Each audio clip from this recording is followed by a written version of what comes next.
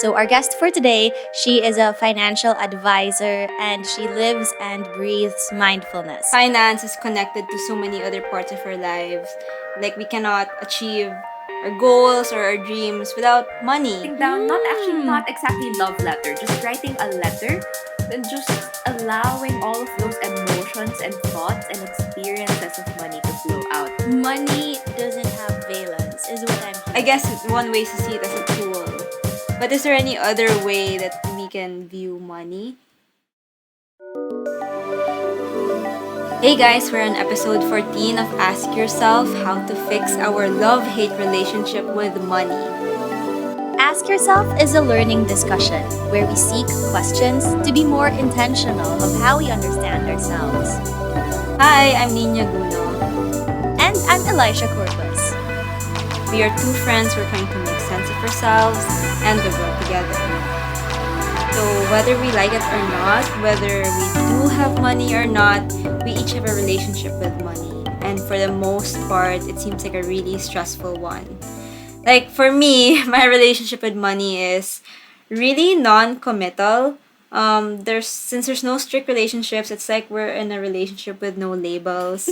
And it could be fun sometimes doing that, but at the same time, I don't know where we're going, so it can get really stressful.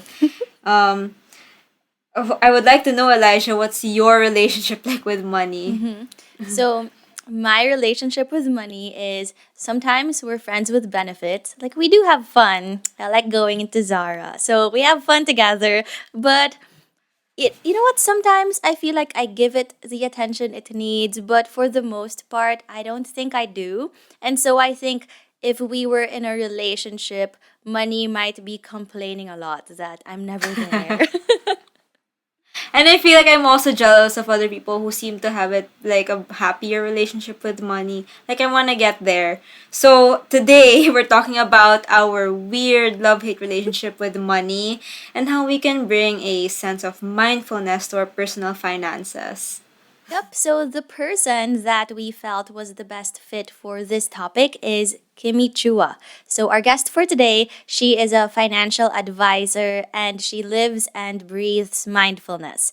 She is also an abundance coach and she runs a company called Moment to Moment Stress Management Solutions.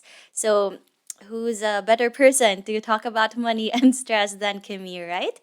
So, Kimmy is our first ever guest on Ask Yourself, and we really do hope you learn from her as much as we have. Okay, so today is very exciting. I'm very excited personally because it's our first time to have a guest here in Ask Yourself. So it's not just me and Daninia today. The person who will be sharing with us is Kimmy Chua. I've been working with Kimmy a lot since last year because she also gives virtual workshops and her expertise is on mindfulness and well-being, things that we have established since January I'm not good at. And so I love having Kimmy's perspectives. We partner up a lot on different workshops and try to combine our topics. And yeah, so you might be wondering, why is she talking about finances if her expertise is on mindfulness? So, the thing with Kimmy that I think is so cool is she is also a financial advisor. So, if you think about the usual people who are into finances and personal finance, her background is a little bit different. And that's why I think I was so curious about Kimmy's offering in terms of this topic. Yeah, so we're talking about our love-hate relationship with money and how to fix it. And I think there's really no better fit or no better person to talk about this than Kimmy. So I guess Kimmy, I'd like to to know from you what got you into becoming a financial advisor, and is there anything else that we should know about you? Yeah, it goes back to ano pa, parang my childhood days, no? So, as I was growing up, I observed my tita, so my aunt is also a financial advisor, and she's the one who discusses with my parents. So sometimes I wondering, what are they talking about, or how come it's pretty consistent that my aunt would follow up with my parents, and so along the way, that's where I saw the value of having that discipline and of budgeting and really setting aside a portion of one's in inflow of money. And so yun, that's what inspired me. And she would tell me stories about how she has also formed relationships with her clients, like more than the transaction. She would share that, oh, it's been really like they've become friends and they really witness one another's milestones. And so that's what's pretty interesting also when we talk about finance. We get to see how it's interlinked with the different things that we experience in life, like certain milestones. Mm-hmm. Yeah, Kimmy, one of the things that I know Nina said she was curious about when I told her your title is you call yourself an abundance coach. So maybe you could tell us a little bit more about that and what that entails. Yeah, so that term abundance is something that I stumbled upon in the yoga and meditation practice. And how they would describe it would be it's that essence or that feeling wherein a stance no of openness, being just curious about things and allowing things to naturally flow, no. And what I girl a visual that I would associate it with would be having that sense of creativity, and that creativity doesn't end. Like okay, there are days na minsan parang we may feel like shucks parang writer's block ba to, or like I'm not so sure, pero yun, at the end of the day, like when we give ourselves that pause, we're able to connect back to that creativity that's already within us, and that is uniquely ours, no. And so that's something that I'd like to share, no, parang coming from that perspective of abundance and having enough and really embracing that space, comparing it, no, or like shifting away rather from that space of lack or parang having to strive, Mm-hmm. no, to get certain things. And yeah, that's how it is, no. Yung Parang abundance coach. yeah. I love how you're describing your practice because it makes me feel like it's a really holistic thing. Like finance is connected to so many other parts of our lives. Like we cannot achieve our goals or our dreams without money. Mm-hmm. So I think that's why it's also great to talk about it with someone like you who understands that everything is connected. And that's something that me and Elijah always try to point out in our discussions. Yeah, so I guess we're gonna go into why we even want to talk about this. For me, I feel like we are a generation that feels like we can't afford to be financially independent, or the same way that our parents were able to afford things in their mid 20s or early 20s, have a family, have a house. Suddenly, we're in this generation that can't do that even in their Mm-hmm. 30s or going into their 30s. And there's so much anxiety about that.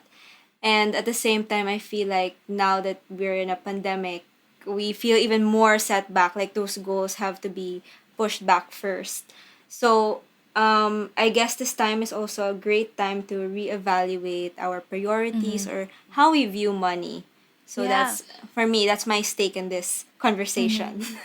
For me, why I thought this was an interesting topic is so piggybacking off of what Nina said, if you look at a lot of the studies nowadays, like Financial Times just came out with their study, and if you look at the since the financial crisis of 2008, it seems like the pay of millennials is at its lowest point since that financial crisis. So this pandemic really did a number on us, and it's making it really harder because it will have effects 5, 10, 15 years from now as people start to even think about how do they manage money. So yeah, for me, it's very interesting because at the same time, what we know about millennials is we love making an impact, and we are the generation that thinks beyond ourselves to look at how we're contributing to our communities and making a positive impact in the world. And so I think, given that it's hard to take care of ourselves, but also we want to take care of the world around us, it puts us in this position where money might be something that can cause a lot of stress. Because if you don't have it, it's hard. If you have it, then there are so many different problems that you can go into and use that money for. So, my personal stake here is I want to know how you can have a sort of, I guess healthier is a word, but really just how can you ease up a little bit when it comes to thinking about money, and what is the value of that in someone's life? Like, how do we talk about money in a way that doesn't put us on the defensive or on the offensive as much? Yeah. And I We'd like think to that's know your thoughts, Kimmy, on why you agreed to do this with us. Like, we gave you the topic about our relationship with money and how it seems like there's a lot of tension with it. So, yeah, we'd like to know what your stake in this is. yes, and for me, it's I love the curiosity, no, and really being able to bring that conversation forward. And so, thank you for this opportunity, no, and opening that space and to allow ourselves to reflect on where are we right now when it comes to our relationship with money. And I like also how you phrased it as relationship instead of like budgeting or like the ins and outs of it or the technical side, no, but it's really how can we be friends, no, how can we maybe seeing money as a friend, no, of I some like sort. that. Yeah, like Yeah. how I can we would be love to be buddies friends. with money, no, and so uh I guess it's also like with your sharing, no, and really how as millennials or Gen Zs also have been going Mm-hmm, through this mm-hmm. society, how we have walking through our journey, especially with some of the challenges right now, no, is that it seems that there's this culture also of how we need to be doing something all the time, or Yep. it's a sin, or like, oh no, it's a big no no not to like to just sit and like chill. And so I think we're coming from that space of being like of rather of doing something all the time in order to have like a particular goal or to have money and then to be impactful or like to be of service to others. And so we invite everyone to like shift that slowly, no, we'll reverse it a little bit into starting first with being like Mm-hmm. how can I become aware of how I am right now as I am, and then slowly shifting into okay, knowing who I am right now and embracing that self, how can I do or work on my particular goal in order to have, no, parang, and in Mm-hmm. that having, sometimes it even becomes natural na lang, na parang when we don't expect it, that's when it kind of comes. And so, yeah, just starting with that space of being and then taking tiny steps, even, and then allowing ourselves to be surprised and into having. Mm-hmm. I love that. So it's going from do, have, be, and shifting it to be, do, have. So I Yes. guess, yeah, that's a very good way to frame it. And so maybe just so we're clear about what we're talking about in our podcast today, it's these things like how do we shift our mindsets as we journey through life with money as an essential that we cannot ignore whether we want to or not. And I think it's also about looking at our notions of money and our beliefs on where is this coming from, what do we use it for, how do you know if enough is enough. So I think it's really looking at attitudes around that instead of giving tips. So I think that's something we want to be very clear about. Today is not going to be like how to budget or how to invest in stocks or choose insurance, because I think a lot of those tips will already be online. Like just do a Google search and it's all there. What we can bring today with Kimmy here is to think about money and finances in a more holistic way, where it's really about connecting it with everything in our lives, like our context, our privilege, and even the our purpose and our well-being. Yeah, to add to that, even before we can think of how we should spend our money or how we should use it or where we should get it, I think we have to set the groundwork of how we even feel about money, our Exactly. attitudes. Yeah, and from there, I think you think of your priorities, and then you can you'll be able to figure out how you want to best take care of your money in a way that really fits you. So our questions, I think, kind of follow that be do have model that Kimmy introduced, which I think is so cool. And so our three questions today, we have three questions to guide us toward a direction where we can have a healthier relationship, or as Kimmy said, we could be friends. Like, can you Mm-hmm. imagine being friends with money? Because right now I don't think we're friends. And hopefully at the end of this we are. Yeah. So I guess let's jump into the first question. What are my thoughts on money? How does it make me feel? Yes. Okay. Maybe Elijah, yeah, you wanna come in with that? Sure, I can go first. So I think, and I'm sure, as with everyone else, before you start earning your own money, like your only perspective will come from your parents and how they handle money. And so for me, I was very lucky because I grew up with parents who were very wise about money. They grew up from very humble beginnings, but they knew how to save. And so, right, very lucky that even my tuition fee studying in the States, that was all just financed by my parents. So I think I grew up seeing that if you're smart about money, then you can get your goals. But also, because my parents were already very good with money, I never felt the pressure to handle my own finances and sort of budget that. So when it got to the point where I was earning my own salary in my job in the States, I almost didn't know what to do or how to spend it. I was very lucky again because I was earning more than what I needed. So my apartment was paid for, utilities and everything. But even beyond that, I had extra. And it almost made me feel this guilt because I didn't know why I earned that much. Like I felt like other people deserved it so much more than me. So there was a lot of guilt there.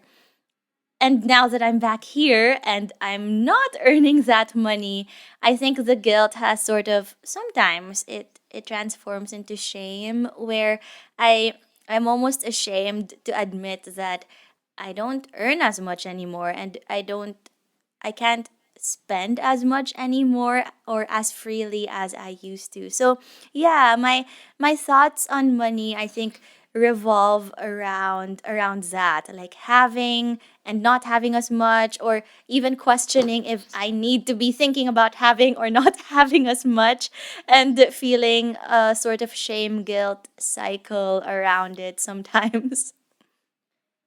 It's such a bad friendship. I know.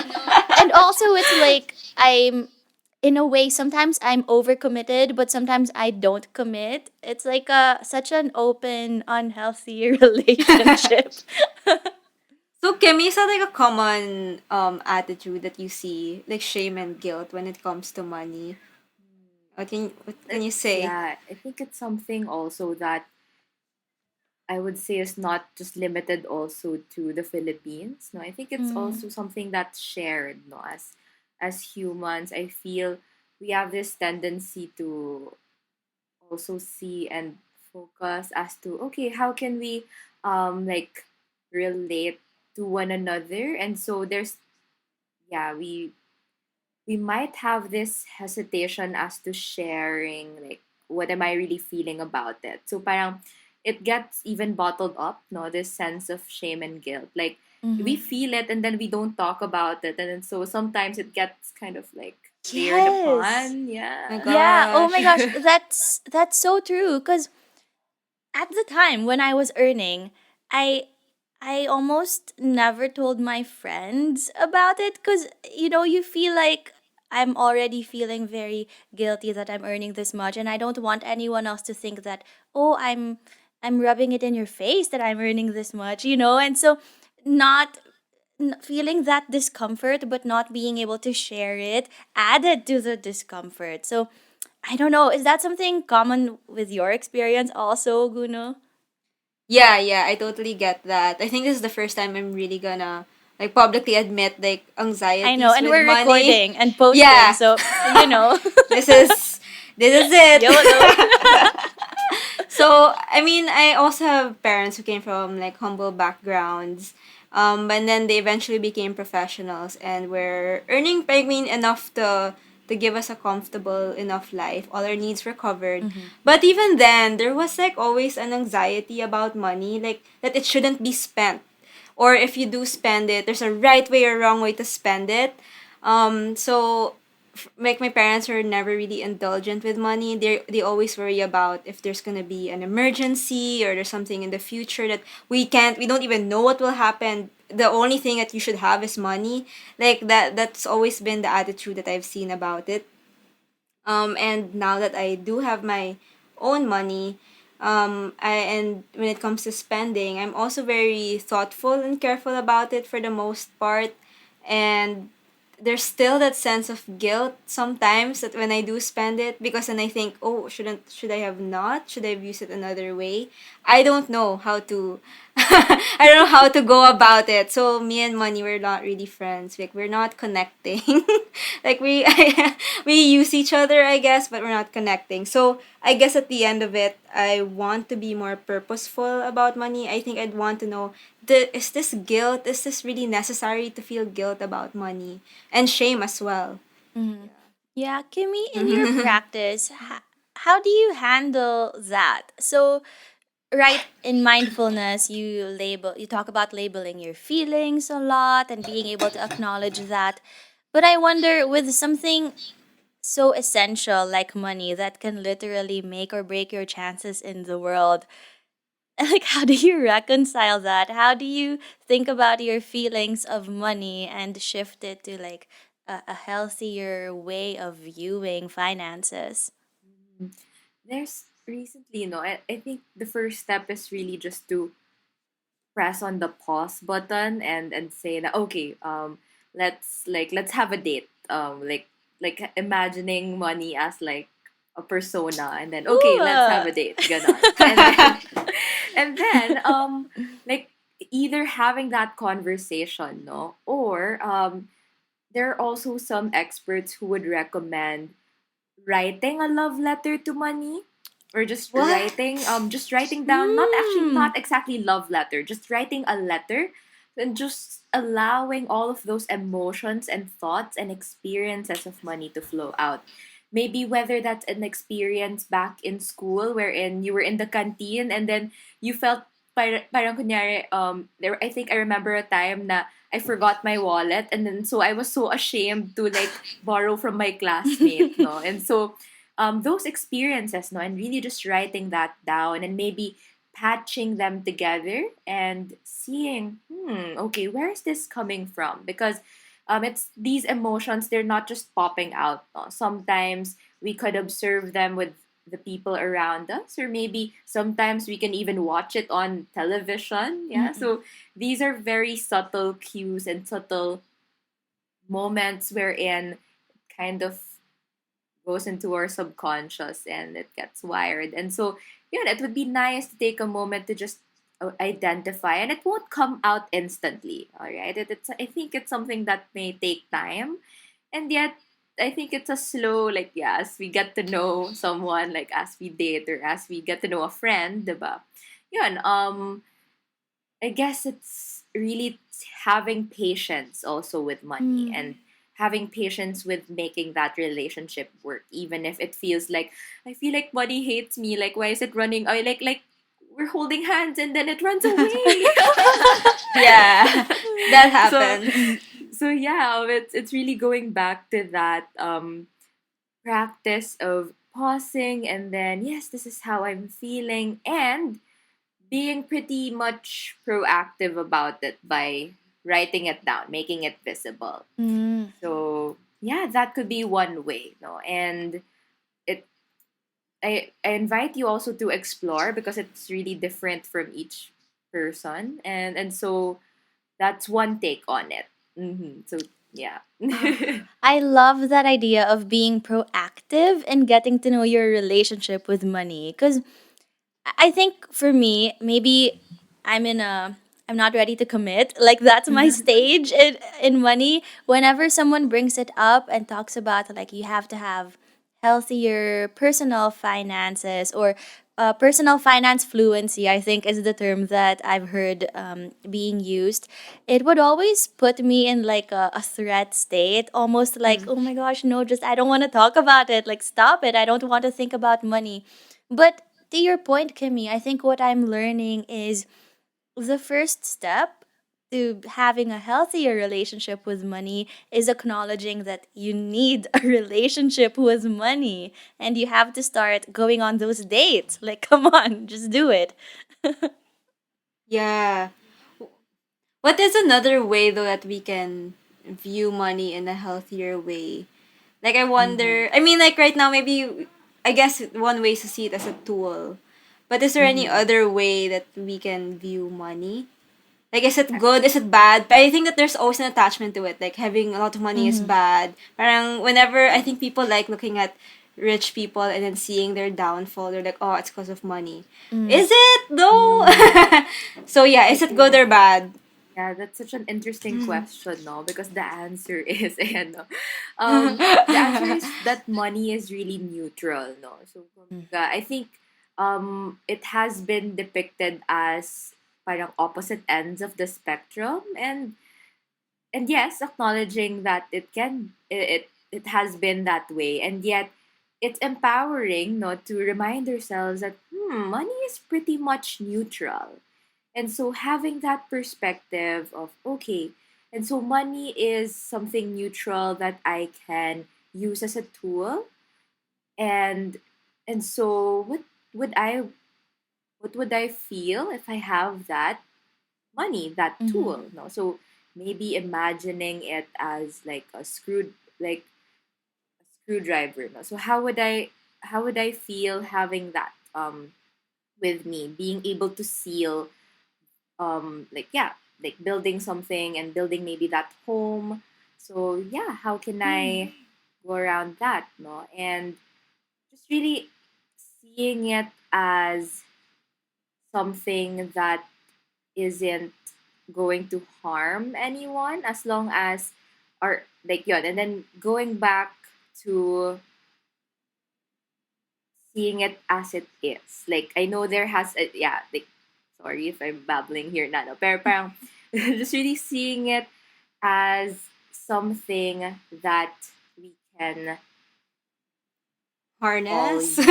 Yeah, Yeah, yeah, yeah. yeah, yeah. You know, that reminds me of something because right, the 2008 financial crisis, Mm-hmm. it's more in the States, but it had global effects. And the thing Mm-hmm. is, a lot of people after that, they started saying that, oh, money is the root of all evil. It's what Mm. caused all of this suffering. But I was reading this article, and so the article was kind of in defense of capitalism as a stable system. I know, controversial, but that's not for today. But I think the good point I like about that article was at the end of the day, it's not capitalism that caused it. It's people and their greed, and they just wanted more money. That's why they kept on doing things and gaining the capitalist system to, to give them what they wanted.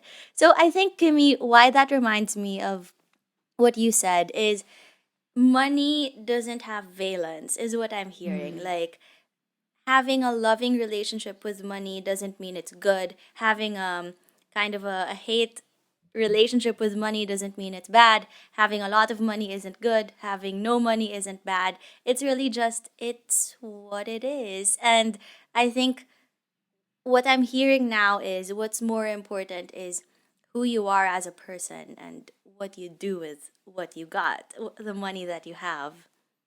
Yeah. Mm-hmm. And before this, like Kimmy, you mentioned before that money is a form of energy. And I think I'd really like to explore that because you have a background of yoga and meditation too. So I wonder how money is energy. What does that Mm-hmm. mean?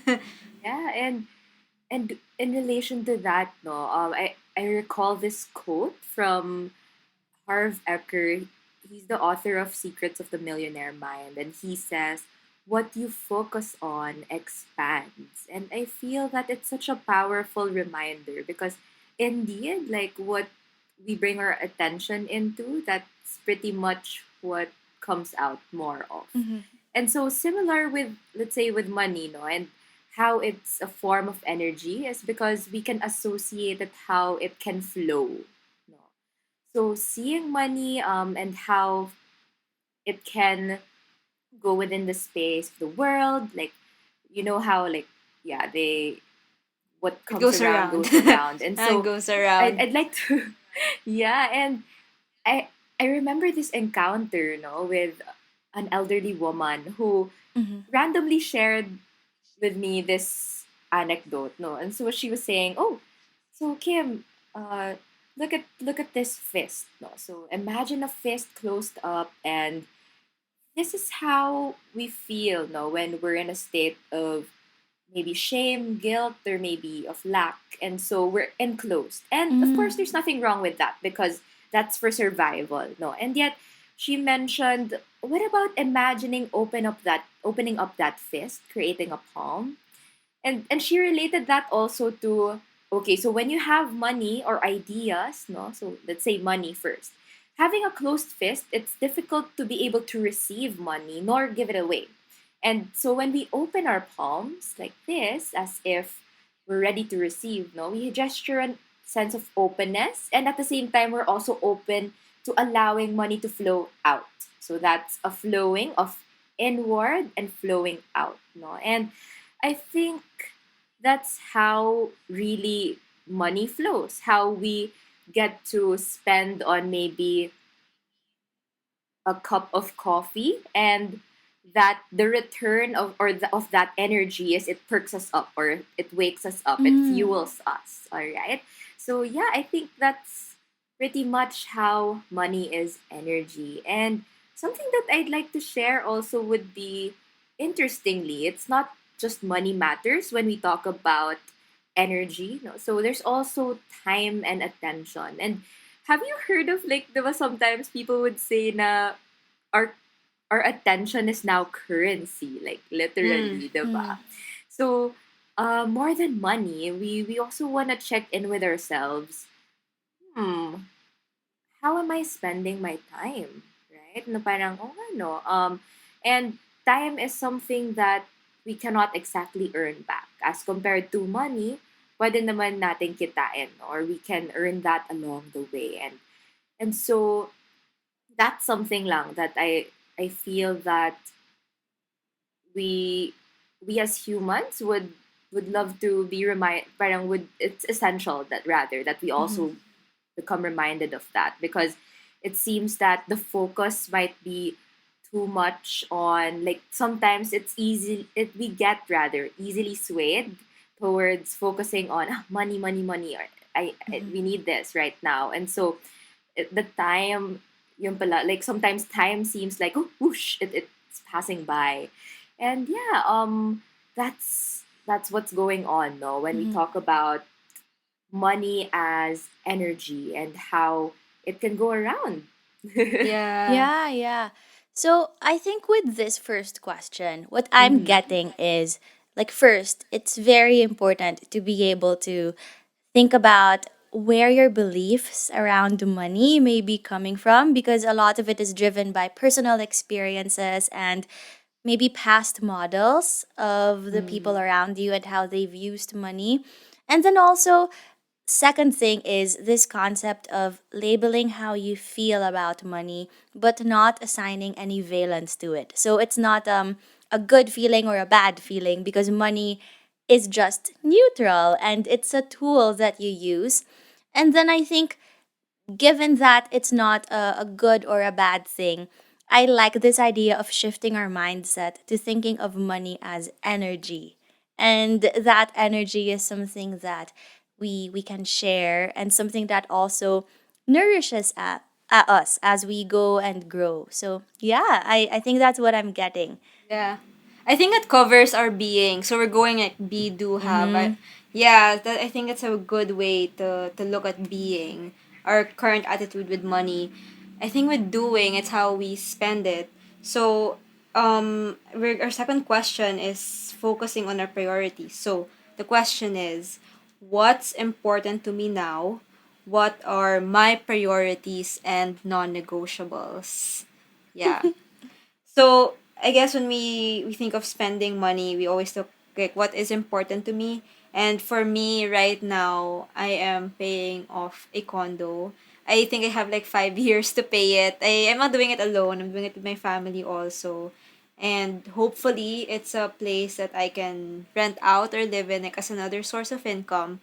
But at the same time, there is some anxiety with that because I'm spending a certain amount of my salary to that, and it means that I have less savings. Mm. Yeah, so that there is that like also that guilt of, oh no, I could have used it for something else, but then this is something for the future that I'm not feeling right now. Yeah. Yeah, Kimmy, I guess with what Nina shared, I'm curious about this. How do you make sense of those trade offs, right? Because if she Mhm. puts her money here, then that means it's taking away from there. Like, I don't know, or am I thinking about it in the wrong way? Like, it's not a pie and it's not a zero sum game. Mhm. Hmm. So I like what you mentioned, no, na parang having that sense of trade-off, and so I invite you, Nina, right now to go through with me, no, this quick exercise wherein we will visualize where you allocate your money as plant pots. So magiging plantito, plantita muna tayo here together, no? So let's bring on that hat. And so, what do you think are the current plant pots wherein your money would be categorized? Like, for example, there would be where your you will have your savings plant pot, maybe your salary plant pot, or specific goal plant pot, or maybe condo plant pot. So, yeah, how would that go for you? Right now, I guess income is one, savings is another. Where do you go for like bills? Mm-hmm. Is another one just to sustain Yes. myself, and then some shopping. Mm-hmm. So to make me happy. I think yeah, and then investment. I also have insurance pala. So I think that's an investment. It feels like an expense. And I tell to my mom, I'm like, why am I spending so much for insurance? She's like, it's an investment. Yeah, so I don't know if I have to shift my mindset about that. Yeah. Thank you for sharing those different pots. And yes, you've identified them, no? And that's something that we'd like to share also, no? That idea that it's who will be able to identify what those pots are for you right now. And Mm. it's interesting because if you would notice, like you mentioned how the savings plant pot right now is kind of something that you don't really need to tend to masyado kasi your focus is on the condo one and that's okay, no? So we'd like to also see how like plants there are some plants that need more nourishment or taking care of now. And so you have already set up your savings pot and now the focus first is on that condo which will eventually also like portions of it you can transfer it back to your savings, no? And so it's a cycle and I hope it's something that you may find comfort in also. And you know, it's interesting also with what you shared because you're especially with the condo one because you're not alone in it, no? You're not the Mm. only parang farmer tending that, and it's nice that you're able to share that with your family. And so we're reminded also now, oh, when it comes to money matters and finance, there are moments also that we are able to do it in a communal manner. Na, oh, this is something that's shared as well. And so thank you for sharing that as well. Yeah, Yeah, it's I really love those interesting. insights. Yeah, I love the visualization first of Yeah. all of pots because it literally looks like you're growing something that's coming to life. So that's really Mm. amazing to me. I guess Kimmy, what you mentioned that struck me was that it's up to you to think of those pots, right? Is my understanding correct? Mm. Because I think that goes a little bit against what some of the most common tips will say. So some of the most common tips online will tell you, "Oh, do this exactly," or 30% of your money goes to Yeah. XYZ investment. I don't know. So a lot of the most common tips will tell you what those plant pots should be. But I guess what I'm hearing from you is a little bit different. So I wonder if you could give us a little more insight on that. Like why does it matter that you choose your pots? Mhm. It's really boiling down to intention and ownership of those plant pots and your dreams that really ultimately society and no one else, no one else can tell you what it's for or what's right or Mm-hmm. wrong. And so what feels right for you and for this moment may be different immediately tomorrow. And so it's also going back to that essence of just becoming aware, really, of okay, right now these are my plant pots, and also being able to be mindful of which one am I tending, and or is there a plant pot that I should be tending, and yet it seems like I need more watering for this Mm-hmm. particular plant pot, or maybe too much sunlight is on this plant pot. And so Mm. identifying certain leaks as well. Maybe, oh, this plant pot might need a little bit more fertilizer today, or maybe some weeding. And so it also leads us to certain patterns and observing with much kindness. No? And I'd like to put emphasis on that word kindness and compassion because often we tend to become too harsh on ourselves na nag-commit ka, sabi mo, mag-iipon ka na ng 1,000 per month. Where did that go? Oh no. And so Yeah. To being more Starbucks. forgiving, di ba, to ourselves na, hey, let's give ourselves some slack instead of beating ourselves up. And so but holding ourselves accountable pa rin. Okay, next Yes. month, this is what happened in February. What can I do in March so that I can stick to my commitment to myself of setting aside that 1,000? Or maybe um, also bargaining with ourselves once in a while. That's okay too. No, it's not it's not a big no. So yeah, I think that's a nice way of looking at it, really going back to, oh, okay, this is something that i I can do and I can decide on. It's also empowering ourselves. Yes, I Yes. love that. Yes, that we are empowered. Instead of being a slave, I think there's always that notion that you're a slave to money. Especially if you're in the corporate world, you're a corporate slave. But we can actually be empowered. So I really Ah, like that. yeah. It makes me feel more like I could be friends with money now, knowing that. So Yeah. I feel like we can go into our third Mm-hmm. question, which is more of again we do have so about having and the impact that we could have in the way that we use money. So in this one, it's in this phase of my life, what am I taking care of with my money, and what positive impact does this have on myself? I think Elijah, you can share a lot about this. Mm-hmm. Yeah. Yeah, I love how you ended how you wrapped up question number two with empowerment, because I think that's something that I'm very lucky money has been able to do for me. So because I have saved money from my former job, I I am empowered and I am free to just go about my consulting firm without any capital from anyone else. Like I am financing my own self, which means I can make my own decisions, and that's where I'm spending my money on creating the impact that I'd like to create, doing it the way I want to do it, and making mistakes along the way.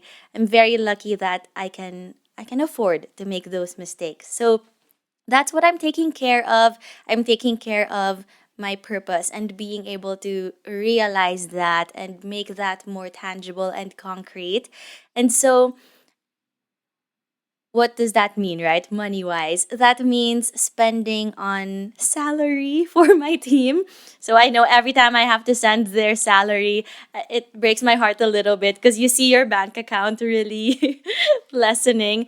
But I think if I look at the benefits of having these amazing, talented people, they help me so much with making my vision come to life. Things that I don't know how to do, like Photoshop or Facebook or Instagram, they're so good at it. And so I'm paying for the talent that ultimately helps me to make my dreams possible. So yeah, if I think about that question, I think in the face of my life now, that's what money is for me. It really is helping me with empowerment. Love And it. Go ahead, Kimmy. yeah, yeah, I love how you were able to share also the journey and that shift, no, from coming from a space also of feeling empowered and having that, and coming from that rather than moving into how can you also take care of other people, not through that. And so Mm.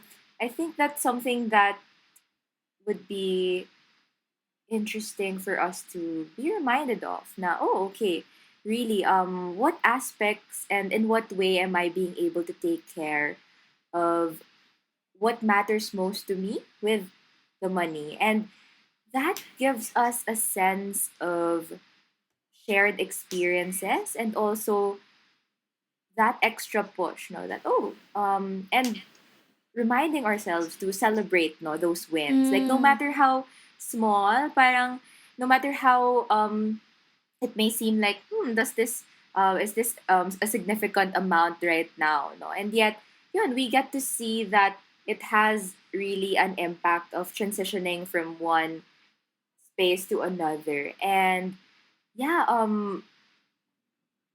it's amazing how I'm just lost at a loss for words now because I'm amazed by how how we can actually use money as a tool and how it Yeah. can bring our Yeah, visions to yeah. life. Na Mm-hmm. parang, oh, here it Yes. Yeah, is. yeah. And so, yeah.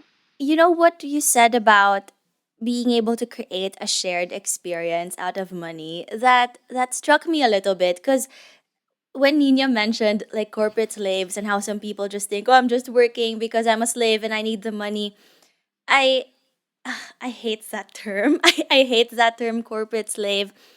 Not because I think people who use that are wrong. Like, I see how for some people they just really need the job that will give them a way to make a living and to eat and to put food on the table. But also, I think money, if we get past that, like once we get to a point where it's something that we can share, it really is an enabler. So we can bring communities together and get to the get our visions realized. So yeah, money can be so complicated in that way, I think, but the mediator is the human using it. And so I think that's what's so interesting to me with how you phrase it, Kimmy, that it's our intention and how we make the money flow, like from one state to another. Yeah. I guess what I'd like to know now also is, yes, now we understand that money can really do good. We can do good with money. And it's an energy that obviously brings out a lot of good things also. But is there a way, like, how do we still get rid of that, or maybe minimize that guilt when you do spend money? Because there's still that pain that's like, Mm-hmm. oh no, Mm-hmm. it went away. Like, is there a way that we can deal with that, or cope with? Yes. Yes, no, that feeling na getting out that bill, or maybe now like inputting your one-time PIN, diba? And so Yeah. they Add say to nga cart. it's easier like dealing with bills because like when it's electronic, you don't feel it as much, no? And Mm-hmm. so Yes. but still there's this pinch, diba? And so I think the Japanese have a wonderful practice on these, no, on this rather. So there's this concept, no, of arigato in and arigato out, which was popularized by Ken Honda. And he shares na it's similar to Marie Kondo's decluttering. So basically, like figuring out what sparks joy. And for this particular practice, it's literally saying thank you to the money, like as you spend it and as you receive it. And so we go back to that sense of flow, diba? Na may in, may out. Pero, dadagdagan natin ng gratitude. No? We add a sense of gratitude. And I think it's that practice of gratitude that allows us to appease and to make peace with that restraint or that guilt or that shame. It kind of transforms it into a yeah, like light, no, as a form of light. And so with that gentle spark, no, it allows us to see, okay, as I receive this maybe pamasko from my ninong or ninang, arigato in because thank so arigato in, and then that because can be up to you. It doesn't matter what that because is na, as long as okay, there's an in, and then maybe it's time naman to pay the bill, and so let's say it's the electric bill, and so time to arigato out, and we also take a moment to pause and realize, what has been literally powered up or lit up from that bill. Like, Mm. this week, maybe I was able to catch up with a friend. I was able to make sure that my phone was charged up because and then there's like the modem of the internet is on, and so nakausap ko yung friend ko. I was able to reconnect with my friends. And so this is where we can see how money really goes beyond the material plane or the material Mm. space. It also fuels our relationships, our careers, and our visions. And as you mentioned earlier, our purpose, diba? Like, it's really all interconnected. And yeah, it's really just going back to that. And and so I think that would be like the mini challenge would be to practice, no? Like, Mhm. when the next time we receive Gcash, like, someone sent Gcash, thank you, I get it in. And then maybe sending it out, yeah, also saying that. And maybe, just maybe, it might lighten that a little bit, no? And it's Right. not an assurance, Mhm. pero it's worth the shot. Yes. Yeah, that's so Yes. cute. I love that idea of like saying arigato in and arigato out to money. I guess like I'm curious to know, Guno, why you asked Mhm. that question. Like, what made you think about spending on little things and big things and a better way to do that? Because the example I gave, I guess it's a little more on the intangible side because it's more around goals, but I wonder how does it apply to like more everyday tangible expenses. Right, right. I ask that also because, well, I'm an employee. Not like Elijah who's like running her own firm. So whenever we have Sweldo Day, like we in our Viber chat, like everyone just puts gifs and we're all happy about it. But at the same time, like there also comes that conversation like, oh no, I have to pay the bills now. And then I think I like that the sense of gratitude that you're gonna put into it because then it doesn't shift it shifts also how you look at money, and that instead of just seeing it as leaving you, it's a tool that you can use and it's up to you how you can use it in an empowered way. So yeah, as for me, I also had like kind of a moment this week where I was kind of questioning one of my purchases, which because it's my dog's birthday. And and I got her a cake. And if you think about it, it's like, why do you need to get the dog a cake? But anyway, so it arrived and I was really happy about it, and so was my dog. My dog really liked it too. So I think like arigato to money for coming in and for making me and my dog happy. Yeah. Nice. And I'm sure everyone in your home, they were also so happy because so Kimmy background, they are a dog family. Yeah. Like We're their a dog dogs rule family. their house. Yes. Wow. 5 dogs. Yeah. Wow. Amazing, Yeah. amazing.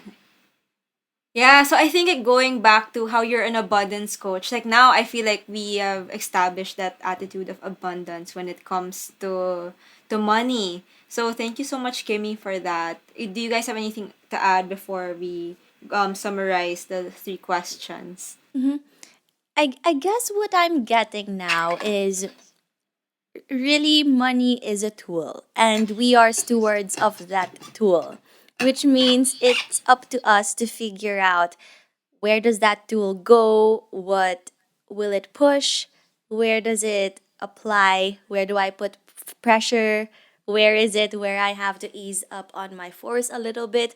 And I think that in a way helps me to think of money as less of a love hate relationship, but more of it's up to me to figure out how I use that tool. Like, I am not driven by money, my identity is not tied to that money.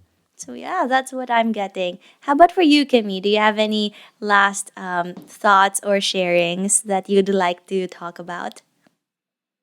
Yes, I think I'd like to emphasize also how it's not about how much money we have or like maybe the numbers of it, but it's more of yun, how we are aligned to how we spend it and where we use it and where Mm. we would like to go with the help, no, with that catalyst, with that tool being money. And I think that pretty much lightens up that relationship and it lightens up also that feeling or whenever, and although it's not a perfect formula, diba? And so we just always go back. It's something that we can repeat and it's something that we can uh, kind of Work like, on. yeah. Mm-mm. It's a relationship that we should work on. Yeah. It's Yeah, Yes. yeah, it takes yeah. work. Agree. Mm-mm. Okay. Thanks All so much, right. So Kimmy. Thank I think you. we can summarize our questions and go through them again. So, our first question is, what are my thoughts on money and how does it make me feel? Our second question is, what is important to me now? What are my priorities and non-negotiables?